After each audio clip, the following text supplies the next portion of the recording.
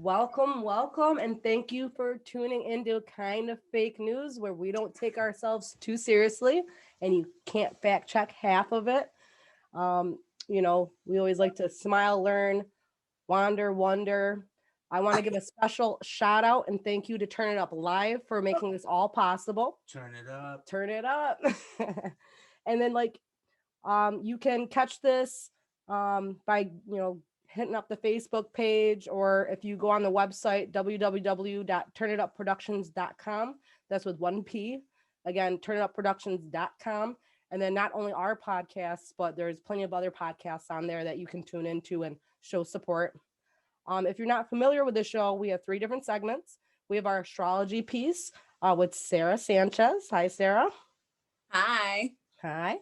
And then you have your holistic reviews and alternatives with me, your host, Selena Bryan. And then we also have our conspiracy head here, Jarrett LaCicero, who does all of our conspiracy talk. What's up? What's up? So I think this is our 8th episode, right, guys? I believe it's, Really? I want to say it's the 8th. Yeah. We started because me and Jared started on like the second one, right? Right. We switched up a little bit, and then now we're finally getting into video. So now you're getting to see the starting of our video platform for our podcast. So I hope you guys enjoy. Yeah, it's going to be a slow transition, but we will work this out. Yeah. You'll see it get better. We'll get right started with Sarah and her astrology talk.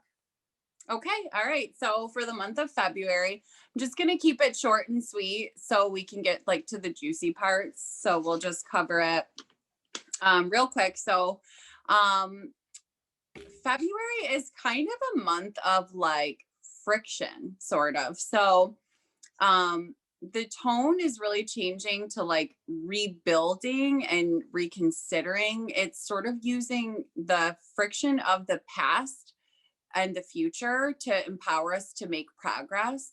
So the 1st through the 3rd, it starts off with the sun in Aquarius squaring Mars in Taurus.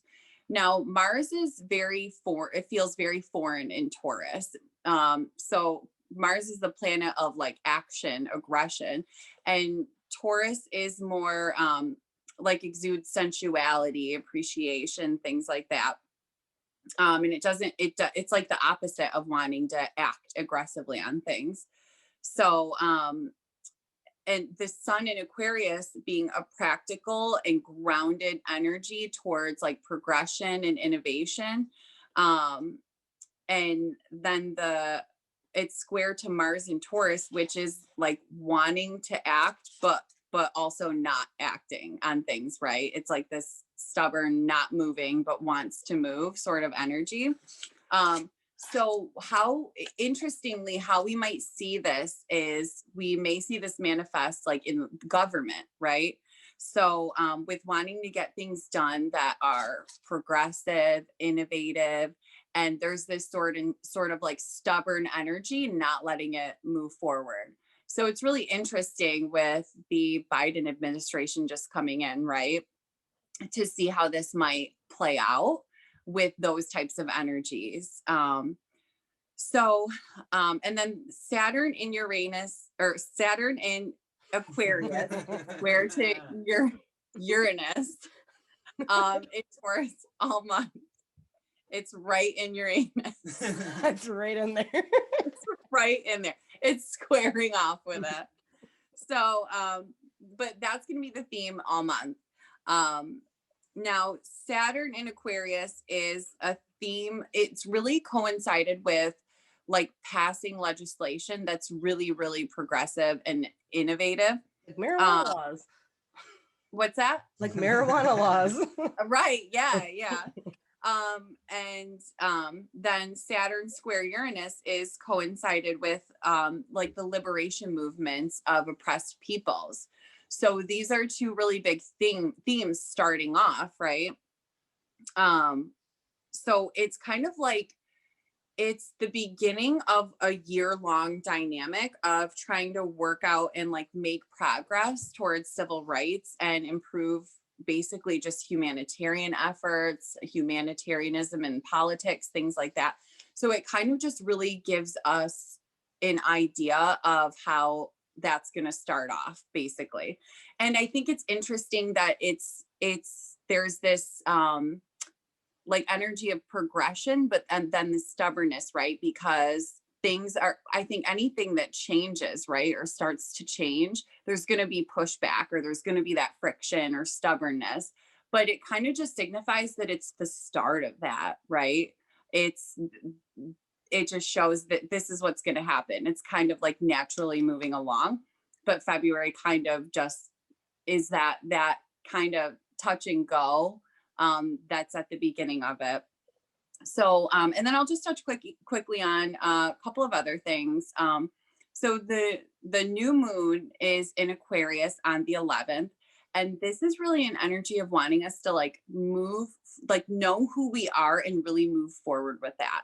So Aquarius and like uniqueness, progression, we're really in this energy of like totally being emotionally independent, right? It wants us to be independent.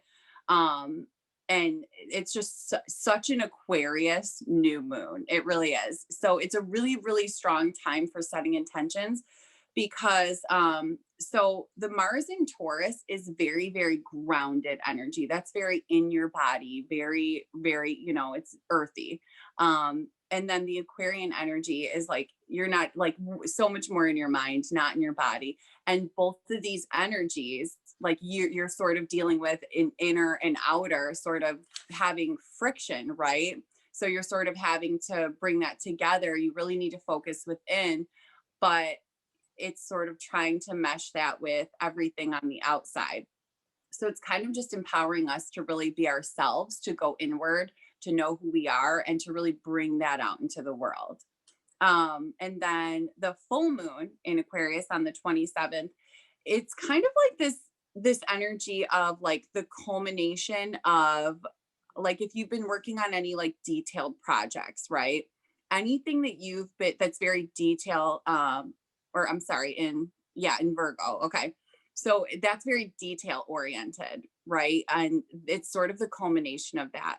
So anything that we've been working on, it's kind of like the time to show it off. It's like coming to full circle. And then a very, very cute thing is that, so Valentine's Day, February 14th, the 13th, the day before that, there's a Mercury and Venus conjunction in Aquarius, which is an energy of like just very sweet communication. It's an energy of communication and sweetness. And I think that's super cute that that's like right before Valentine's Day. And we And I always think say that all the time. Like we've noticed a lot of this stuff lines up directly with holidays coming up, or elections, or actual exactly. things that are happening. The planets line right up with it. Yeah, it's so weird. It's so weird. The more we talk about it and do that, it just shows that like it just lines up so serendipitous. And then like any one of your relationships that made it through COVID, you guys are gonna have a really good Valentine's. I know. Yeah. Do you ever You're do that like sick of in your relationships? Like things will happen and you're like, what's happening with the planets? And it'll make sense. I mean, I feel like this Valentine's Day, a lot of people who've been together through all of COVID, it's like they're probably sick of being around each other 24/7 now. Right. Yeah. Yeah. Exactly. I Yeah. can't imagine. I know a lot of those types of holidays and stuff where the astrology seems to coincide, or also with elections and things, as far as like from a conspiracy standpoint. A lot of those things are planned out, like election day, or the I can't pronounce the word. Inauguration. That's what it is.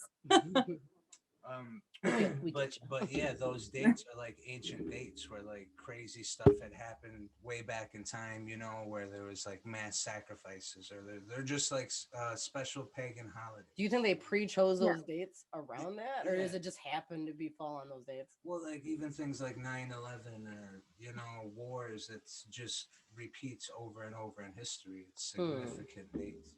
Just like how Christmas lines up like astrologically. Yeah. But originally it was pagan and then turned into Catholic. Because it was Saturnalia originally.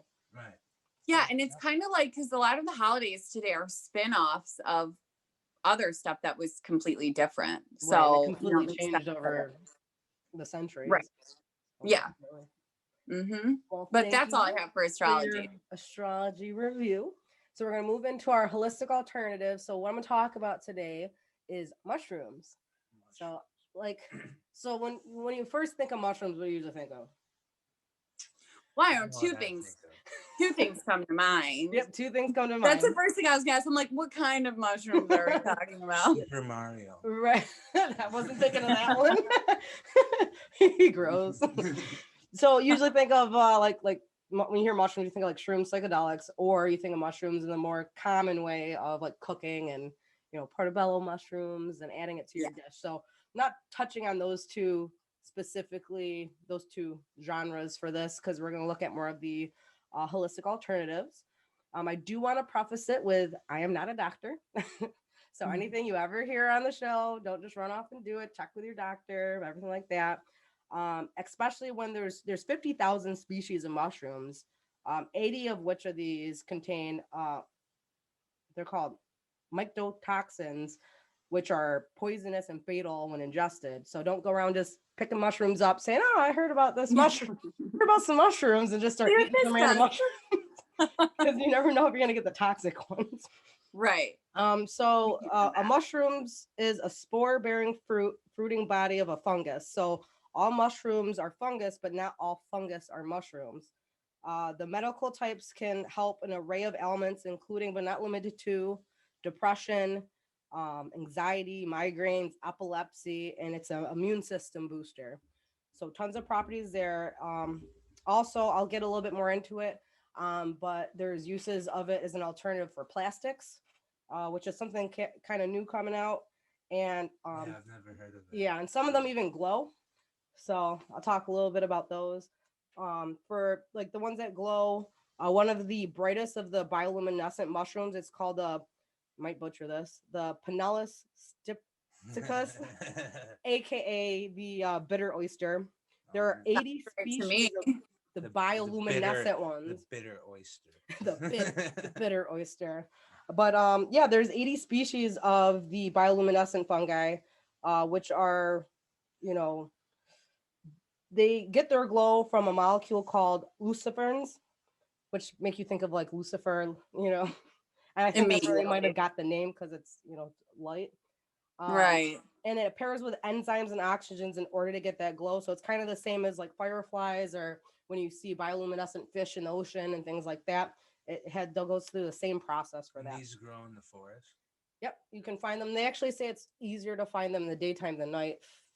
I don't know how that works, but that's what it said. But I digress from just the bioluminescence. As far as the holistic properties, as far back as 680, you can see references in Asia, Egypt, France of using it for medicinal purposes. It's great for the immune system, and often it's used in elixirs, tinctures, teas, and the properties exhibit antibacterial and antiviral properties.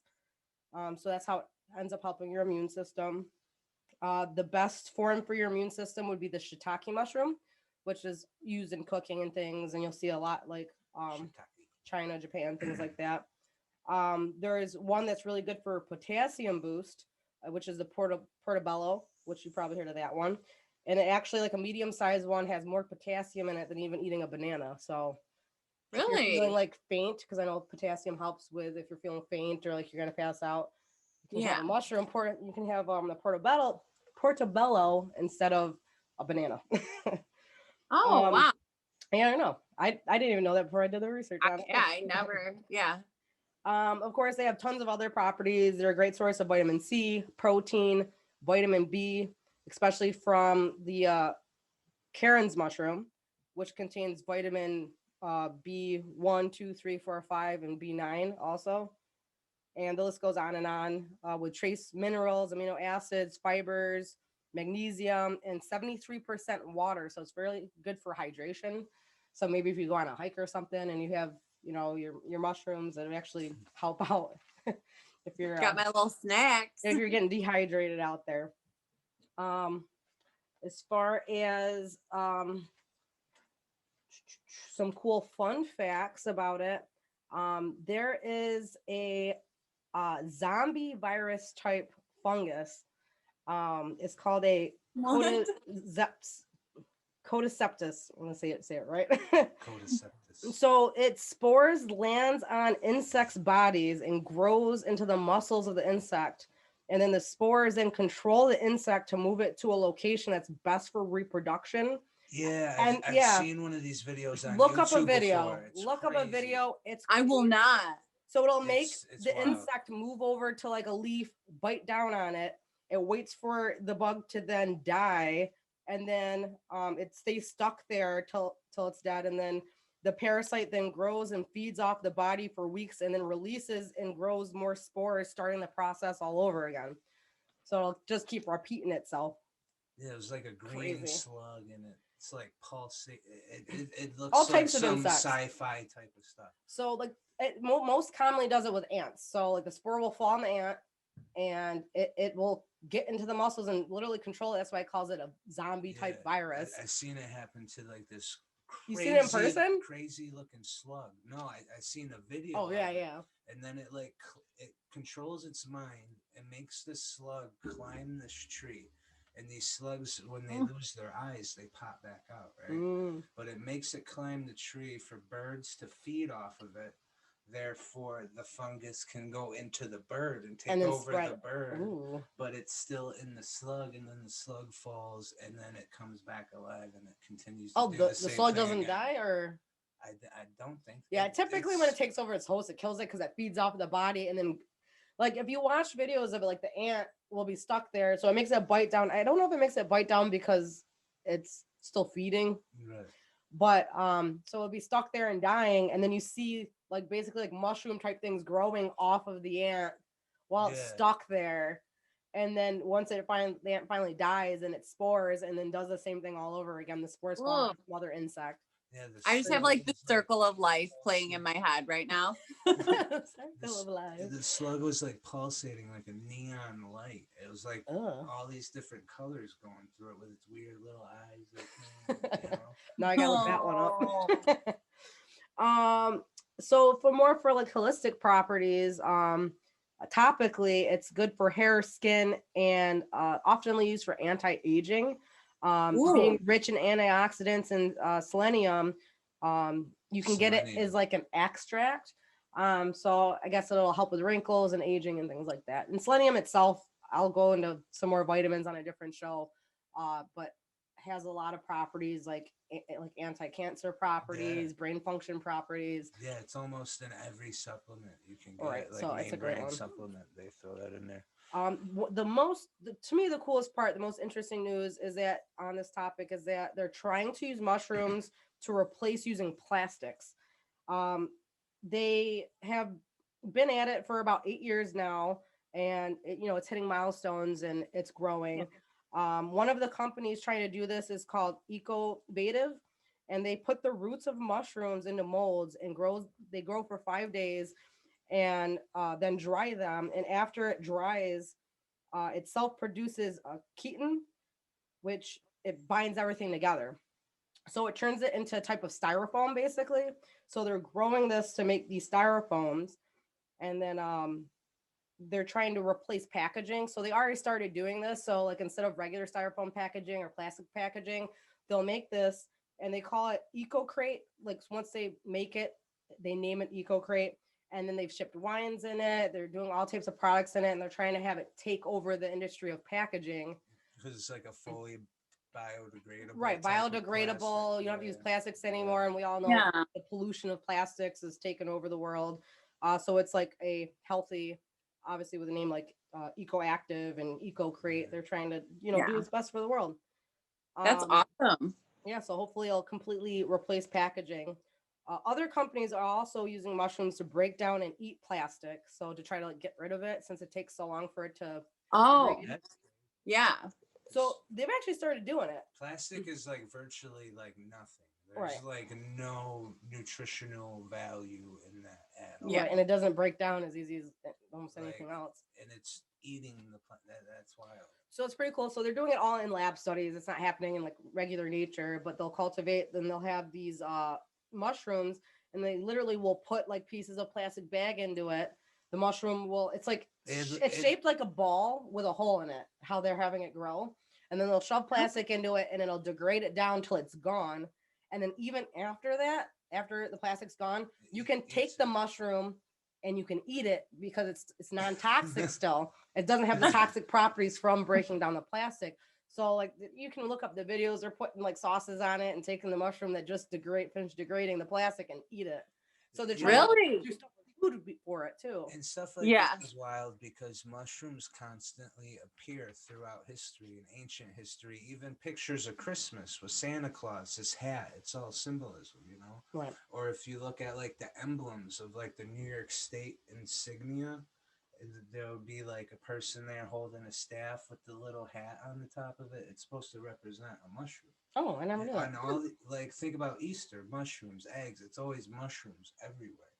You know, and Oh, they yeah. constantly talk about them, like I said, throughout ancient history, and use them for all sorts of things that you know we're finding like out now. Like they eat plastic. You know what I mean? Yeah. Like they were a cherished like worship thing.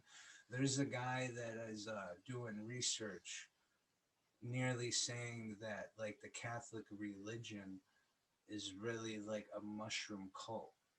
How so?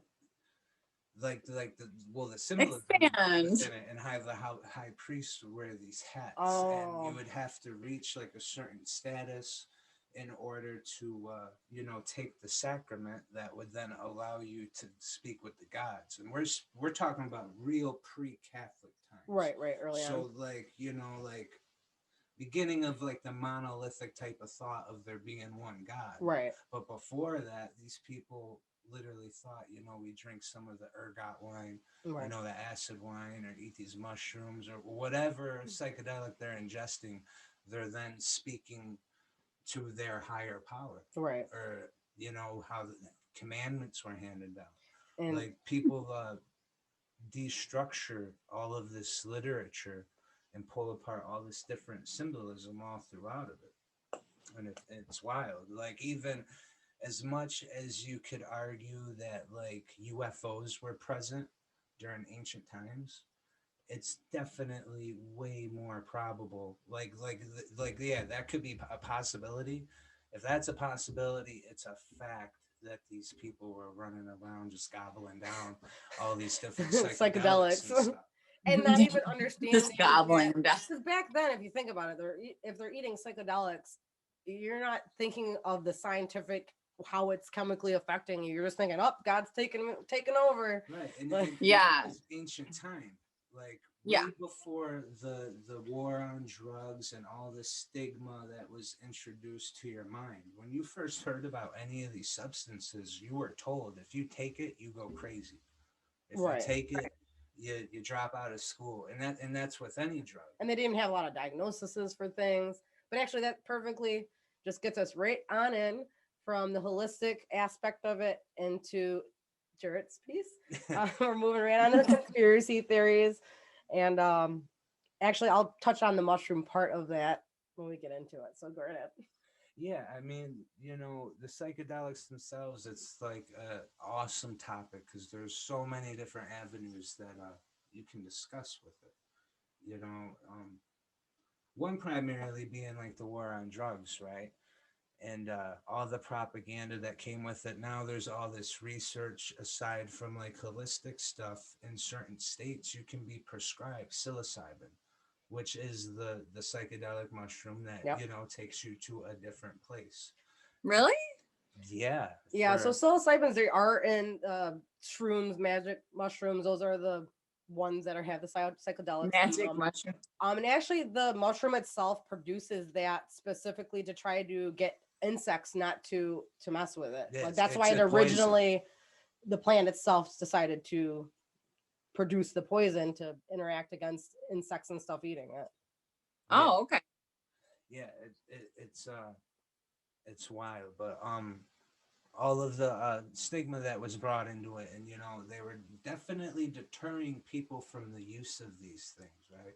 Simultaneously in the 60s, 70s, a lot of crazy things are going on within the hidden government, the CIA, FBI, any agency you want to bring up, and especially with the CIA on their website, they admit to the craziest things, like near like JFK like information, Like recently, or they've been doing it with just psychedelics the whole time? well, they release the information as they please, but they took the responsibility for crack, like they came up with the recipe, they gave it to somebody specifically to target minorities, because at the time a lot of the cocaine, it was like a upper scale type of thing. But if you're talking about a psyop and how they want to control people, they want everybody. Well, that blew up in their So face after a couple decades.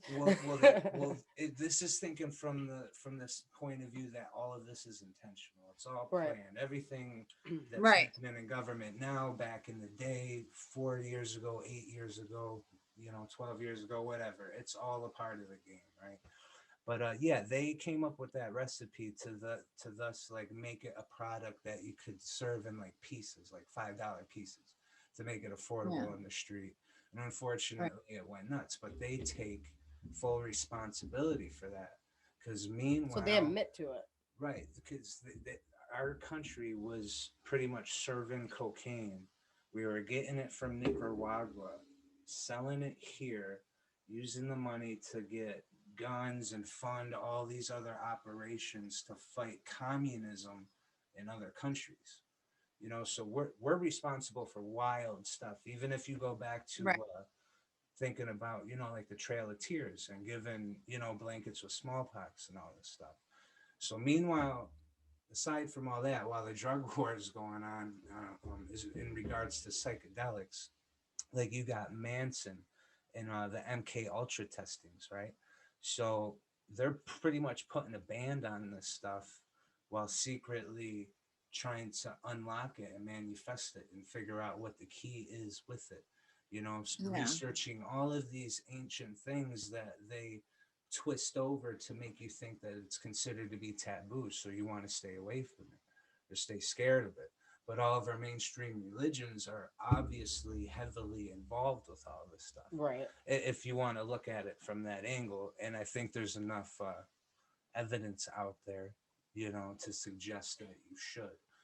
But Well, when you touched on the point about like the government having to do with a lot of the drugs, it just made me think of a random fact.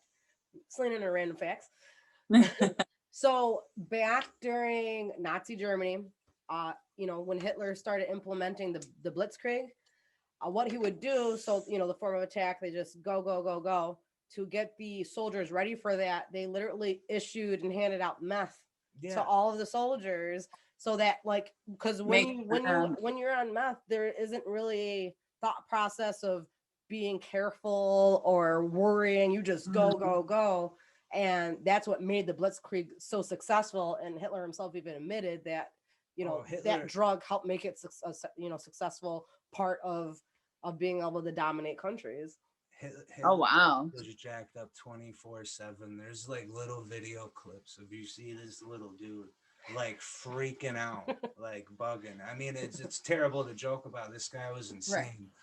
But even in regards to him, he funded and paid for so much research, and as far as like UFO studies, right? Yeah, he was very paranoid. The whole like Nazi Third Reich, whatever it was allegedly like channeled. Like Hitler had a personal like goddess that like channeled whoever she was talking about, telling him to do these things, allegedly talking to aliens, and so he felt kind of his own personal divine right to rule type, because he was able to channel. Right. Well, I mean, all these people are allegedly in the group too. You don't just miraculously rise there. Right. There's that would be an insane story. From the streets to being a dictator, who could do that? Well, if you think about it, I could say yes, I agree, but also the with that specifically, the time that Germany was in, they were so battered and bruised and embarrassed at that point in the country. They were just kind of waiting for somebody to stand up and be like, you know what, we're great, and we're gonna grab a scapegoat, and we're gonna become powerful, and we're gonna take everybody over, because after going through the war before, they had all these, restitutions to pay, and they were just waiting for somebody. It's kind of like with like the civil rights movement, like MLK came in and just rallied everybody together, but was just waiting for Right. somebody to rally. And Right, he was and just Right. crazy enough to be like, let's just take over everything. and it's Right. history repeating itself in multiples and multiples of different ways, from different shapes, different faces, different points of view, and different looks. Some could argue the early days of Nazi Germany is very, reflective of what's happening in our country right now, but as far as like COVID laws, lockdowns, things that people are talking about on TV, all of the friction, no, you don't hear nothing from the grassroots groups. You know what I mean? It's Right. all the people that get funded all this mysterious money. You know what Yeah. I mean? I'd rather hear from the people that are like really in neighborhoods from either side. Right. Right. But it's funny how conspiracies can take you down all these Right. different alleys and avenues. Oh my and gosh. stuff, Yeah. But it's like, you think know? of like The rabbit conspiracy holes. theories, how much of it is true and how much of it is too far down the rabbit hole. Well, But there's got to be a good percentage of it that it's not just coming out of nowhere. well, we could Right, be yeah. under a global psychedelic experience at this very moment, because back in the 60s and 70s, the CIA was dosing whole cities and towns and moving Yeah. scientists and researching how people act, dosing water, dropping stuff in planes, and it's all admitted, documented stuff. So to say that there's no insidious things happening now, Right. Yeah. that's being very blind in my opinion. Right. Yeah. A lot of Right. these, Because it just a lot makes of you these wonder, like, projects- what are we under the influence of right now? Well, if you think like back in the 1950s, like there were so many people that just trusted completely in the government. Like anything that happens that seems suspect, it must be for a good reason. And there wasn't a lot of questioning going on until we get to the more progressive time period because of things coming out. And it's like, wait a minute, well, if Right. this, and this was a lie, now I'm going to Yeah. start questioning everything. I think Yeah. we were at an almost period of really, as a culture, like peeking our head up above, whatever darkness we're in and seeing what's going on. But somehow within the last few moments of history, I don't know the exact time frame, but they were able to snatch that and take complete Yeah. control of it, and from every aspect. And it's very scary, because people that already had a tendency to think one way, when this thing has happened, it's like a lot of people have just magnetically went back to that previous angle, Mm-hmm. opposed to the holding the advancement that they made, and it's Right. all through a psychological operation that they conduct worldwide. And there's Yeah. evidence in a million different ways, Yeah. millions of And different it's kind of ways. funny. So like, I was just thinking about this the other night when you watch like old school movies, like from the 80s and stuff, and they show like corruption, and it's like, oh, it's just a movie. Like that would never actually happen. And then the further we get into history and we see crazy things happening, like I was just calling, like watching Total Recall. I don't know if anybody remembers that, Yeah. which at the time it Mhm. just seemed over the top. If they colonize Mars and it's a political structure on Mars that controls all the air. Arnold Schwarzenegger. Arnold right? His Schwarzenegger's in eyes it. go big. Okay. Yeah. Now, okay. So, but in it, the person that's like running the operations on Mars, like people are paying for air, like he can shut the air off at any time. He has total control. And they find out that there's a huge like ice cavern with a already pre-built structure from the aliens that when you turn it on, it oxygenizes all of Mars, and then everybody can actually live on Mars. So he used it to capitalize and keep it everything under his thumb absolutely. to get money. And if you think about like that's what someone would do. Like, oh, I'm not gonna let people know that there's actual oxygen that we can make on Mars. I'm gonna capitalize. I'm gonna put everybody in domes. I'm gonna make it cost a bunch of money. I'm gonna control things. Like Right. that would actually happen, I think, if we Oh, it- started colonizing Mars. If they could. Oh well, this Right. is happening in its own right on our planet with maybe a dozen different families that have been in control since the beginning of history in several different ways. or all of Yeah. our elected officials seem to be related or have a lineage relation of people that have dominated the planet years ago, like Napoleon Mhm. or Genghis Khan Mhm. or whoever you want to Right. choose. You know, Yeah. there's something very suspect about that. Yeah, that's mad sus And if is you what think that is. if you think about the magic of the world, you know, and like the direction that we get from astrology and all this backup that we have for positivity and you know to move forward, what is this, you know, antimatter that is completely stopping it? There obviously has Right. to be some sort of machine against it because it Right. seems like Well, the yeah. cultural theme of life is only positive and love and growth and beauty. You know what I mean? Yeah. So where is that coming from? You know? Well, if you think Yeah. about it, it's like a system.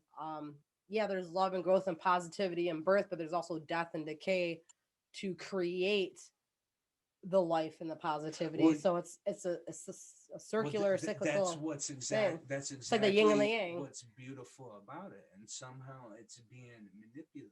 Because I could only think a system like that would continuously move Like the forward. scales are off balance. Like the yin yang is always gonna flow upwards. Yeah, and that Never- essentially never is the moves idea Right, that right. there has to be the dark. It like light wouldn't exist if there wasn't dark, right?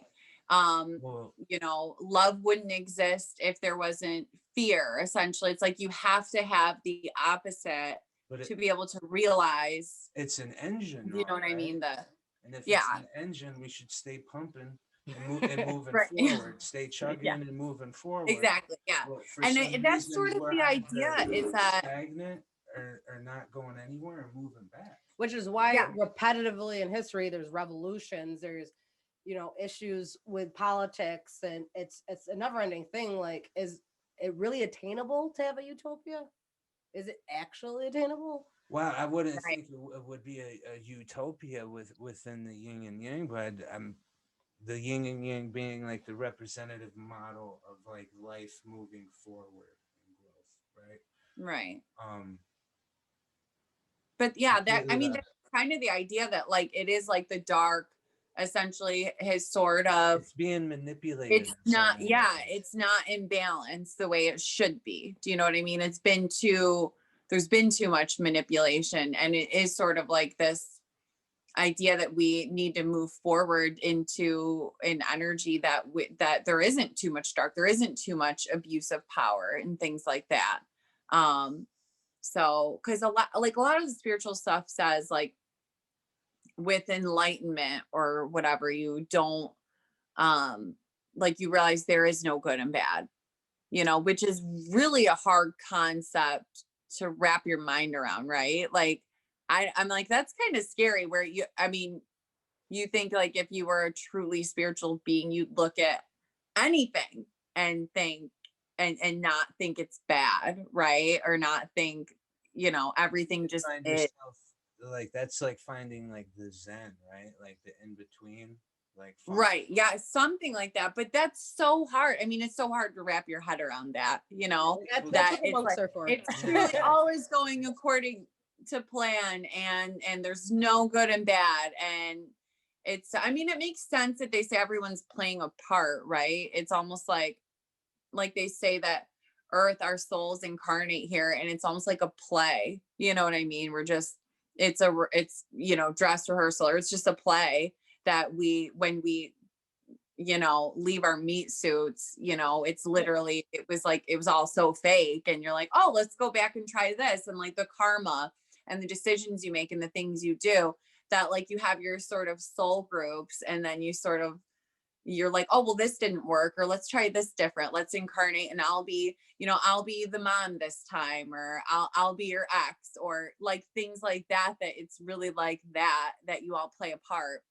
So even like your biggest like enemy, you know, or someone that you hate could be like, you know, in the soul plane, part of your soul family, helping your spiritual growth, Right. essentially. Everybody that we Because connect with Earth is a school. planet of like it's a school essentially for souls to learn from, and it's a really difficult school. So, and there's this idea that like because Earth is really about manifesting. A lot of it is manifesting what you decide your reality is going to be, what you believe.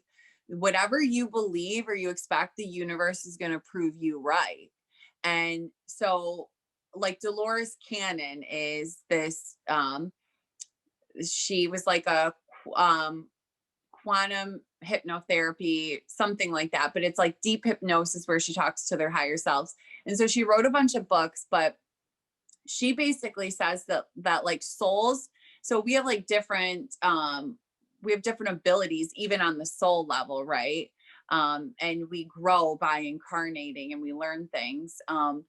But she said you can't even, like, as a soul, you're not even allowed to set foot on earth unless you're like a master manifester, because that's what earth is. We're essentially manifesting everything that's happening to us. There's a collective level of manifesting, so things you might look around and you're like, that's not me, or that's just like how things are. As a collective, we're manifesting things, but then in our own personal life, we're manifesting everything that's happening too. So That it's kind just, of reminds me, it's not completely on topic, but there's a new yeah. movie that just came out called Soul. I don't know if you've seen it yet. It's like a Pixar Disney I cried movie. so So, hard. like, there's the souls, and the soul, before it can go down to earth to go into a body, it has to find its spark. So they have Yeah. to find like what their thing in life is, whether it's music or art or like, helping Yeah. people or whatever your spark is, Yeah. has to be cultivated in whatever this realm before you go down and end up in a body. So that just kind of reminded me of that. Yeah. Oh, It's oh my gosh. different. Me. So we watched that a couple weeks ago. I literally, it was so, I cried. Like, it was It's a good, so everybody watch it. sweet. Have you I guys feel ever nobody seen? didn't cry when they Have you ever watched it. seen the kids movie where they're like emotions inside of the girl's head, and they like Oh yeah, Oh, Inside Out. and they plug Inside them Out. Yeah. Inside Out. That's a My that's daughter So a loves really good cool that. too. movie. Yeah. I always cry during kid movies. Well, we digress. I definitely, we Yeah. got a couple minutes left, but I did want to kind of get back and a little bit more into the psychedelics because it's not something I know a ton about. But I know psychedelics are used a lot in like uh different cultures, like spirit journeys or Yeah, like a rite of absolutely. passage. Or a lot of people that I know that have used it say like they feel like everybody should try it at least once because you have a greater understanding of the universe. So I kind of just wanted to go a little bit more into that. Yeah, I mean, as far as mushrooms go, I forget who it was that said it, but alleged taking 5 grams of mushrooms is known as taking the hero's journey, and Mm. just this little bit of substance can literally put you through time and space, whether it's mushrooms, it's acid, it's DMT or ibogaine. And besides the fact of like the psychedelic experience, a lot of these have a vast variety of different therapeutic properties. Like one ibogaine that is its origin is in Africa. I don't know if they're growing it somewhere else now, but the story was there was a shaman and his wife, right?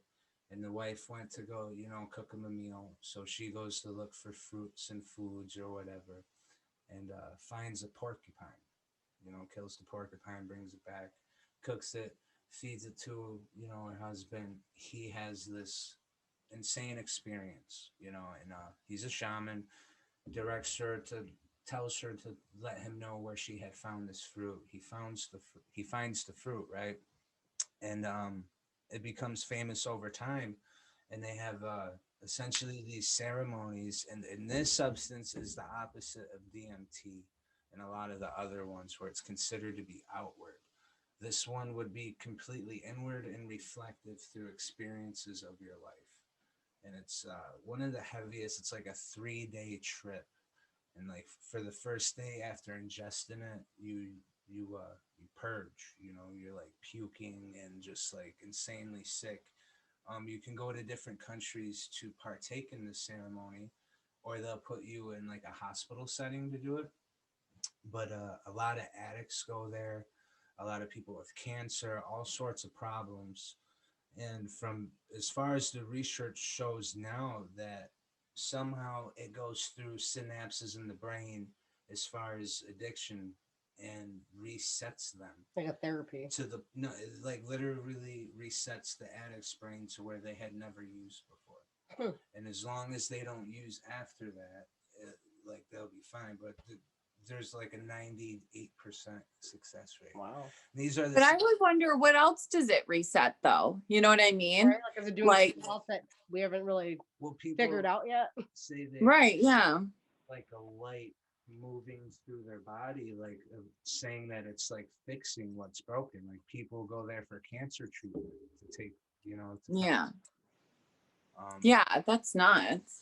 the United That's amazing. States hasn't approved it through the FDA yet, but nearly everywhere else it is. You can go to Canada to do it. You can go, you know, down to Mexico. You know, a lot of different places out there, Panama.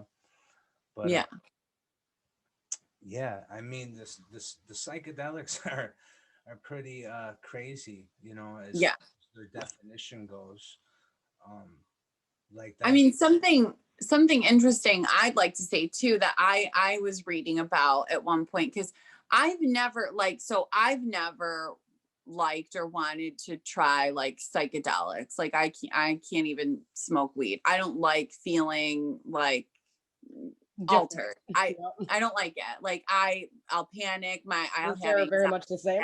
Right. Yeah. I'll So have a panic I attack. just don't like it. I don't, and I can't imagine ever like not being scared shitless. Do you know what I mean? Or being like, oh my gosh, I'd like, tell me more about that experience. I'd like to feel that, you know. I just don't think, but it was interesting because I read somewhere that the only thing with psychedelics is that any state that we want to be in our mind, that we could make that happen literally for ourselves. Like we literally, you can, with your mind, if you get enough control of it, you could trip like that on your own. Now the thing is that they say the issue with a psychedelics like LSD or things is that it takes you to a level that you're not ready to be at, right? So it says, depending on, like, it's just so important to be careful when you do these things, to know what you're doing. You know, yeah, like a couple of friends like tripping on acid together. It's not a great idea, because what you can do is that we really are energetic beings. There are like portals or energy, like you know, when they say like beings or spirits, it's energy, right? And you really can like open portals, attract energy to you, or have energy attached to you, right? That you don't know how to handle. You don't know how to protect your energy. You don't know how to protect your space. You don't know how to close energetic portals, essentially. And because, I mean, have you ever, for example, like walked into a room where there's a certain place that you always get a certain like feeling, it has a certain feeling to it, right? That's essentially like what energetic portals are, right?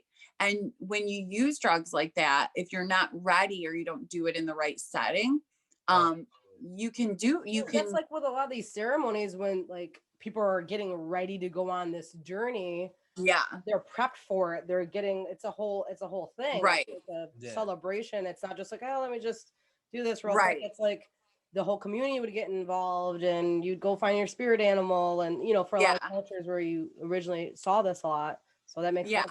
Yeah, and exactly. So they got to be like extremely careful, and like it isn't something that's for everybody. And like mushrooms that are growing around randomly or whatever, you pick them, you eat them, you could die 6 days later. Right. Not have. Oh boy. Not even know that's what it's and from. no one will even know that's what happens. Right. Yeah. So, and I think just the good thing about like, basically as a collective, we're sort of being more aware and spiritual, and it's sort of taking those psychedelics back to like a healing modality, rather than like, because when you immediately when you say psychedelics, you're thinking of friends like taking mushrooms and tripping together, you know what I mean? Like that's what our society thinks of it, and that's sort of the like the programs that we have around that.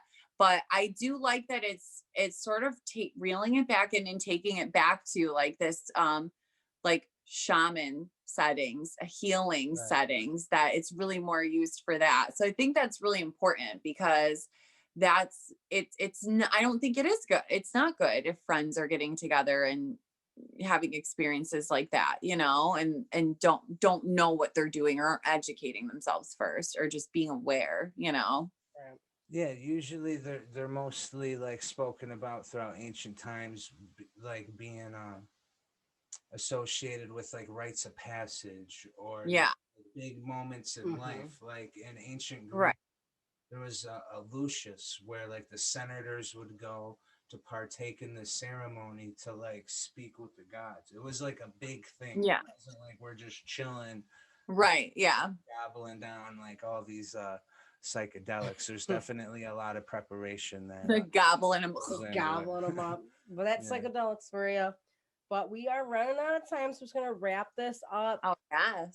Thank you guys for, of course, every month being a part of this. It's definitely a great February episode, and thanks for bearing with us. We're getting into the whole video Yeah, I'll work thing, a video like with our notes. you guys can always comment with suggestions or anything like that.